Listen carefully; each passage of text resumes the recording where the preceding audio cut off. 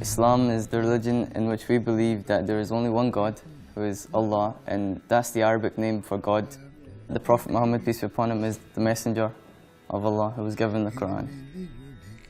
The word Muslim means one who submits, and so a Muslim is one who submits his will to God. So every single thing he wants to do, if God says no, you can't do it, he doesn't do it. So every single thing is what God commands him to do, he tries his best to do it.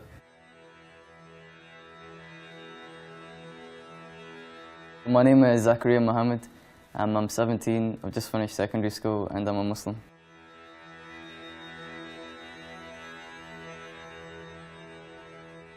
The 5 pillars of Islam, the first is the Shahada, which is like when you say orally that La ilaha illallah Muhammadur Rasulullah, which means that there is no God but Allah, God, and that Muhammad is his messenger. And he is the one that was given the Quran, which is the book of the Muslims.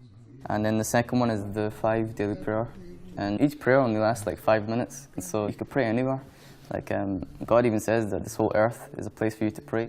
And then the third one is the zakat, which is the obligatory charity. So annually 2.5% of your wealth you have to give to charity. The fourth one is the Sawm, which is the fasting in Ramadan, which is your way of training yourself to gain self-control, because you fast from dawn to sunset, and it's the way of restraining your inner desire. You restrain it and you keep it locked and you keep it encaged, and so you can gain the path of righteousness and get closer and closer to God. And then the fifth one is the once in a lifetime going to Hajj, making the pilgrimage for Mecca.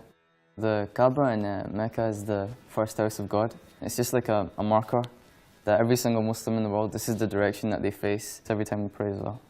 The Quran was revealed 1400 years ago, so 1400 years ago, and still to this day it remains unchanged. So you could actually take a Quran from any point in time and then take one that you have today and then compare the two, and they'd be the exact same. And the Quran is in the Arabic language. There's 14 million people in the world who have actually memorized the Quran from cover to cover. So you could actually burn all the Qurans in the world and just still be able to replicate it, because there's so many people that have memorized it. Prayer is the practical way of summing up what it means to be a Muslim.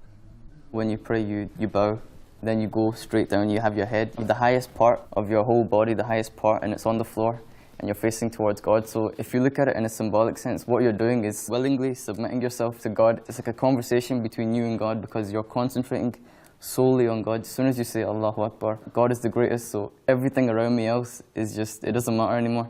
We are taught that everything that happens to you, good or bad, is from God.